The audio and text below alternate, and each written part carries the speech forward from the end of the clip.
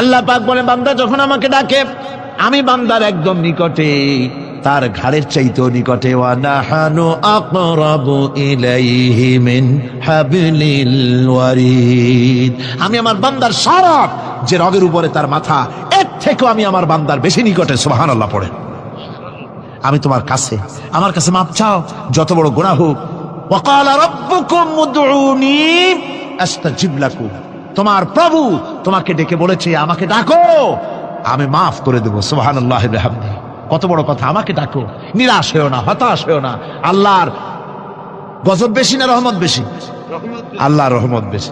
হাদিসে কুদসির ভিতরে এসেছে, আল্লাহ পাক বলেছেন কোন বান্দা যদি আমার দিকে এক বিগত অগ্রসর হয়, আমার রহমত তার দিকে এক হাত এগিয়ে যায়। কোন বান্দা যদি আমার দিকে হেঁটে আসে, আমার রহমত তার দিকে দৌড়ে যায়। বান্দা যখন আল্লাহর দরবারে দুহাত উঁচু করে চোখের পানি ফেলে দেয়, মুসলিম শরীফের হাদিসের ভিতরে এসেছে গভীর রাত্রে, রাতের তৃতীয় অংশে আল্লাহ রাব্বুল আলামিন প্রথম আকাশে আসেন আর ডেকে বলেন, পৃথিবীতে আছো নাকি কেউ গুনাহ করে জীবন বরবাদ করে দিয়েছো, আমার কাছে মাফ চাও। ঋণগ্রস্ত আছো, অসুস্থ আছো, অপমানিত আছো, কে আছো মাজলুম, আমাকে ডাকো, আমার কাছে বলো, আমি ডাকের সাড়া দেব, জীবনের আশা পূরণ করে দেব। ওই সময় যেই সমস্ত লোকেরা কান্দে তাহাজ্জুদের নামাজ পড়ে, আল্লাহ জিজ্ঞেস করেন ফেরেশতারা, অমুক অমুক দেশ অমুক অমুক বান্দারা কান্দে কেন? ফেরেশতারা বলে রব্বুল আলামিন তুমি তো ভালো করে জানো। আল্লাহ বলেন জানি, তবুও তোমাদের মুখে শুনতে চাই। তারা বলে রব্বুল আলামিন তোমার এই বান্দা গুনাহ করেছে, গুনার জন্য মাপ চায়, জাহান্নাম থেকে বাঁচতে চায়। আল্লাহ পাক বলেন ফেরেশতারা আমার এই বান্দারা আমারে দেখেছে নাকি? বলে দেখে নাই। বলে আমার দোজখ দেখেছে নাকি? বলে না, তাও দেখে নাই। আমার বেহেশত দেখেছে নাকি? বলে না, তাও দেখে নাই। আল্লাহ পাক বলেন ফেরেশতারা সাক্ষী থাকো, ওরা আমাকে দেখে নাই, আমার বেহেশত দোজখ কিছুই দেখে নাই, শুধুমাত্র আমার নবীর কথা, আমার কোরআনের কথা বিশ্বাস করে আরামের ঘুমকে হারাম করে যেভাবে তারা কাঁদতেছে, সাক্ষী থেকে যাও ফেরেশতারা, আবার রহমতের দরিয়ায় জোশ মেরেছে আমার ওই ক্রন্দনরত বান্দাগুলিকে আমি আল্লাহ মাফ করে দিলাম। সুতরাং মুমিন বান্দা যারা, আল্লাহর মুমিন বান্দা যারা, এই ঈমানের কোয়ালিটি, এটাও হতাশায় নিরাশায় ভেঙে পড়বে না।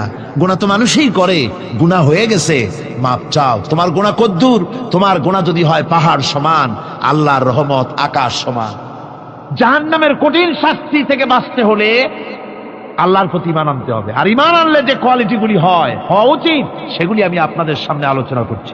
এরপর আরেকটি কোয়ালিটি হবে মুমিনের, তা হলো কঠোর কঠিন বিপদে অবিচল থাকবে, বিপদে ভেঙে পড়বে না। বিপদ আপদ, শত্রুতা, ক্ষয় ক্ষতি যা কিছু হয় সবই আল্লাহর পক্ষ থেকে, এটা মেনে নিতে হবে এবং ধৈর্য ধারণ করতে হবে। বিপদ মুসিবত শুধু উম্মতের জন্য নয়, দুনিয়ার সমস্ত নবীদের বিপদ এসেছে, হয় নাই? নবীদের বিপদ আসে নাই? কোরআনে কারীম থেকে শুনুন, আল্লাহ রাব্বুল আলামিন বলেন, وَكَذَلِكَ جَعَلْنَا لِكُلِّ نَبِيٍّ عَدُوًّا مِنَ الْمُجْرِمِينَ। আল্লাহ পাক বলেন এমনি করে আমি সকল নবীদের শত্রু বানিয়ে দিয়েছি সব পাপিষ্ঠ আর অপরাধ প্রবণ লোকদেরকে।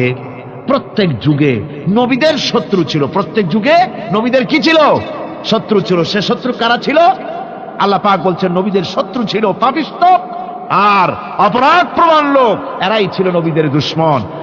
রাসূলগণের অবস্থা যদি এই হয়, তাহলে তার উম্মত, ওই দিনের ধারক বাহক যারা, তাদের বুঝি বিপদ আপদ হবে না নাকি? হবে কিনা? তো ইসলামের বিরোধিতা যারা করে, কোরআনের পরিভাষায় বলা হয়েছে ইসলামের দুশমন, নবীদের দুশমন।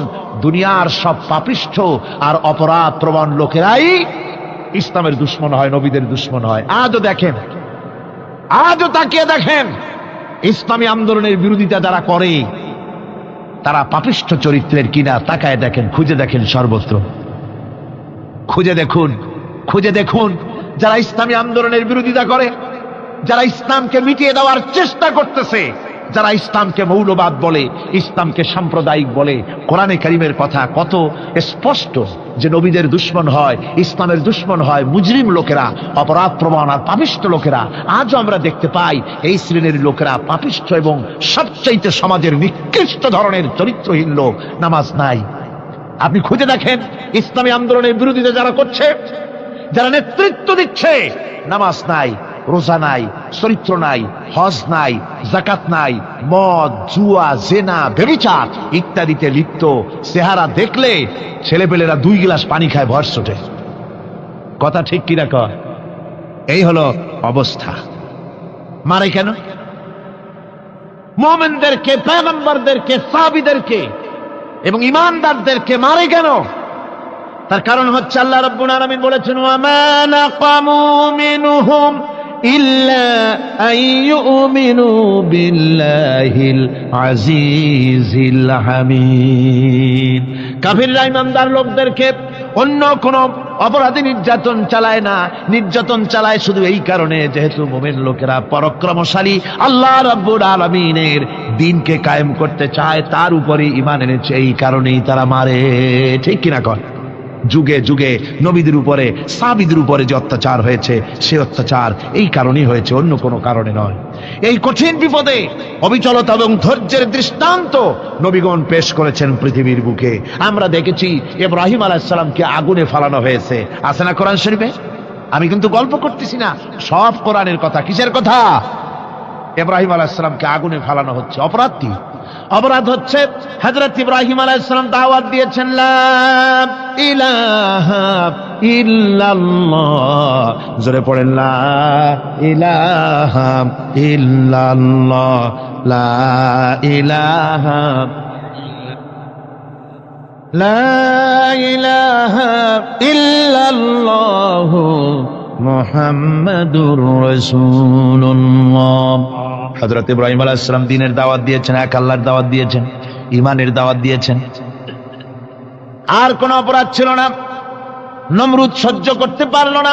কোরআনে কারীমের মধ্যে সব কথাগুলি আল্লাহ পাক এই জন্য বিধৃত করেছেন, এই জন্য কোরআনে কারীমের মধ্যে সব কথা উঠায় দিয়েছেন, যাতে করে মুমিনেরা বিপদ আসলে পরে যেন ঘাবড়ে না যায়। ইব্রাহিম আলাইহিস সালামকে আগুনে ফালানো হচ্ছে। ফেরেশতা বলছে, ইব্রাহিম তোমারে আগুনে ফালায় দেওয়া হতেছে, আমার কাছে সাহায্য চাও, আমার কাছে ক্ষমতা আছে, আগুনগুলো উঠাইয়া নমরুদের বংশ জ্বালায় দেব। হযরত ইব্রাহিম ফেরেশতার কাছে সাহায্য চাইছিলেন নাকি? তিনি বললেন, ফেরেশতা তোমার কাছে সাহায্য কেন চাইব? আমি তো এমন কোন অন্ধ আল্লাহর ইবাদত করি না যেই অন্ধ স্রষ্টা তার গোলামের দুঃখ দুর্দশা না দেখেন। আমি তোমার কাছে সাহায্য চাইব না। হযরত ইব্রাহিম আলাইহিস সালাম পাশ করলেন। কি বলেন, পাশ করছেন না? ঈমানের পরীক্ষায় পাশ।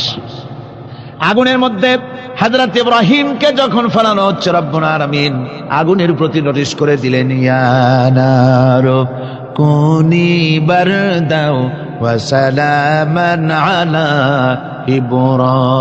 ইব্রাহিম। আগুন আমার ইব্রাহিমের জন্য শান্তিদায়ক, ঠান্ডা হয়ে যা। এখন কি আর আগুনের বাপের ক্ষমতা আছে ইব্রাহিমরে পোড়ানো? আর ক্ষমতা নাই। আমার বন্ধুগণ, ইব্রাহিম আগুনের ভিতরে আরামে বসা আছেন, আর ওদিকে নমরুদ বসে বসে দেখতেছে দূর থেকে। ইব্রাহিম তো জ্বলে না, গায়ের মধ্যে আগুন জ্বলে গেল। ডাক দিয়া কয়, আগুন তোর হলো কি? কেন জ্বালাইতে পারিস না আমার দুশ্মন রে? হলোটা কি তোর? তোর কি জ্বালানো শক্তি বন্ধ হয়ে গেল নাকি?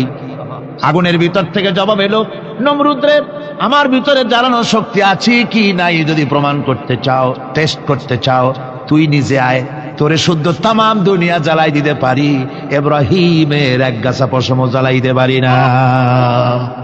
তার কারণ হচ্ছে আমি হচ্ছি মাখলুক, আল্লাহ হচ্ছেন খালিক। আল্লাহ আমাকে বলেছেন না জ্বালাতে, তুমি 1000 বার বললেও আমি ইব্রাহিমকে জ্বালাইতে পারবো না। কোরআনে কারিমে ঘটনা বলে মুমিনদেরকে সাহস দেওয়া হচ্ছে, মুমিনেরা দ্বীনের কাজ করতে গিয়ে বিপদ আবাজ আসবে, ঈমানের দাবি হলো বিপদ আসবে, আর বিপদ আসলে ঘাবড়ায় যেও না, মুসিবতে পড়ে চিন্তায় পেরেশানে হয়রান হয়ে যেও না। বিশ্বকবি আল্লামা ইকবাল কি সুন্দর করে বলেছেন, আজ ভি হোক জু ইব্রাহিম কা হিমা पैदा आग कर सकती है एक अंदाज गुलिस्तां पैदा। ইব্রাহিমের ঈমান যদি আজিও কোথাও হয় বিদ্যমান করতে পারেন অগ্নিকুণ্ডে খুবসুরত এক গুলিস্তান। আজও যদি আগুনের ভিতরে কোন নমরুদ কোন ইব্রাহিমকে যদি ফেলে দেয়, আল্লাহ রাব্বুল আলামিন আজও আগুনকে ফুলের বাগান বানায়া দিবেন। সুবহানাল্লাহ। ভয় পাওয়ার কারণ নাই, চিন্তা করার কোনো কারণ নাই। আমার বন্ধুগণ, হযরতে হুদ আলাইহিস সালামকে যখন সমাজের লোকেরা, রাষ্ট্রের লোকেরা ঘিরে ফেলে দিল, সমাজ শক্তি, রাষ্ট্র শক্তি যখন তাকে ঘিরে ফেলে দিল, ষড়যন্ত্রের পাহাড় তুলে দিল, তারে মেরে ফেলে দিবে, হযরত হুদ দেশ থেকে তার পালায় গেলেন না, ভয় পেলেন না। হযরতে হুদ আলাইহিস সালাম বললেন, কোরআনে কারিমে হযরত হুদের কথা কোট করা হলো, ফাকিদুনি জামিআন সুম্মা লা তুনজিরুন। সম্মিলিতভাবে ষড়যন্ত্র করো আমার বিরুদ্ধে, সবাই মিলে ষড়যন্ত্র করো, সুম্মা লা তুনজিরুন, আর আমাকে এতটুকু অবকাশ তোমরা দিও না। ইন্নী তাওয়াক্কালতু আলাল্লাহি রাব্বি ওয়া রাব্বিকুম, আমি ভরসা করেছি সেই আল্লাহর উপরে যার কুদরতি হাতের ভেতরে, যিনি আমাদের রব তোমাদেরও রব, আর যার কুদরতি হাতের ভিতরে তামাম পৃথিবীর জানগুলি যার হাতে, সে আল্লাহর উপরে ভরসা করেছি। ষড়যন্ত্র যদ্দূর আছে করতে থাকো, আমি ষড়যন্ত্র পরোয়া করি না। সুবহানাল্লাহ পড়েন। এটাই হলো মুমিনের কোয়ালিটি। শুধু ঈমান, লা ইলাহা ইল্লাল্লাহু মুহাম্মাদুর রাসূলুল্লাহ, গরুর গোশত খাই, আর রবিউল মাস আসতে পরে ইয়া নবী সালাম আলাইকা, ইয়া রাসূল সালাম আলাইকা, তারপরে গরম গরম জিলাপি আর রসগোল্লা খাইলাম খুব বেশি করিয়া, এর নাম মুমিন নয়। মুমিন হচ্ছে তার চলায় ফেরায়, ওঠায় বসায় সাহসিক তার এক আন্দাজ তৈরি হবে সে। আমার ভাইয়েরা, বিপদে অবিচলতা আমাদেরকে পয়গম্বরেরা শিক্ষা দান করেছেন। আমরা দেখতে পেয়েছি বিশ্বনবী জনাবে মুহাম্মদুর রাসূলুল্লাহ সাল্লাল্লাহু আলাইহি ওয়াসাল্লাম হিজরতের রাত, কাফেররা চতুর্দিকে দাঁড়ানো, হযরত জিবরাইল এসে বলেন, ইয়া রাসূলুল্লাহ, হে কাফেররা চতুর্দিকে ঘিরে দাঁড়িয়েছে, গভীর রাত, এখন হাতে তাদের তরবারি, সকাল হলে পরেই তারা আপনাকে মেরে ফেলে দিবে, তাড়াতাড়ি ওঠেন, মদিনার দিকে চলে যান। আল্লাহ নবী ঘুমের থেকে জেগে হযরত আলীকে ডেকে বলেন, আলী, আল্লাহ অর্ডার করেছেন আমি মদিনায় চললাম, আমার বিছানার পরে আমার চাদর গায়ে দিয়ে শুয়ে থাকো। হযরত আলী বলেন, আল্লাহর হাবিব, আপনার চাদর গায়ে দিয়ে ঘুমিয়ে থাকবো, সকালবেলায় কাফির বেঈমানেরা আপনার বিছানার পরে আপনার চাদর গায়ে দেওয়া অবস্থায় আমি আলীকে তারা মুহাম্মদ মনে করবে, আর আমি আলীকে নবী মনে করে তারা তাদের তরবারি দিয়া কেটে কেটে টুকরা টুকরা করে আমারে বিদায় করে দেবে দুনিয়া থেকে। এতটুকুনো পরোয়া করি না, বরং আমার দিলের মধ্যে এটাই তৃপ্তি থাকবে যে আমি আলীর জীবনের বিনিময় আল্লাহর হাবিব দুনিয়ায় বেঁচে আছেন। নবীজি ঘরের থেকে বেরোলেন, চতুর্দিকে কাফেররা দাঁড়ানো, আল্লাহর নবী হাতে এক মুষ্টি বালু হাতে নিয়ে শাহাতেল বজু পড়ে 3 বার দম করে বালুগুলো ছেড়ে দিলেন। বালিগুলি ঘরের চতুর্দিকে কাফেরদের চোখে চলে গেল। পরবর্তী সময় রব্বুল আলামিন ডেকে বলেন, নবীরে, বালি যখন নিক্ষেপ আপনি করেছিলেন, ধুলাগুলি আপনি তো শুধু নিক্ষেপ করেছিলেন, কিন্তু চতুর্দিকে কাফেরদের চোখে গেল কেমনে? একদিকে মেরেছিলেন, সেই দিকেই তো যাওয়ার কথা ছিল, চতুর্দিকের কাফেরের চোখে চোখে সেগুলো পৌঁছে গেল কেমনে? ওয়ামা রামাইতা ইদ রামাইতা ওয়ালাকিন্নাল্লাহ রামা। আপনি নিক্ষেপ করেন নাই, যখন আপনি নিক্ষেপ করেছিলেন আপনি তো শুধু বালুকণা ছেড়েছেন, আর ওই বালুকণাগুলি ঘরের চতুর্দিকে সব কাফেরদের চোখে পৌঁছবার দায়িত্ব আমার কুদরত গ্রহণ করেছিল।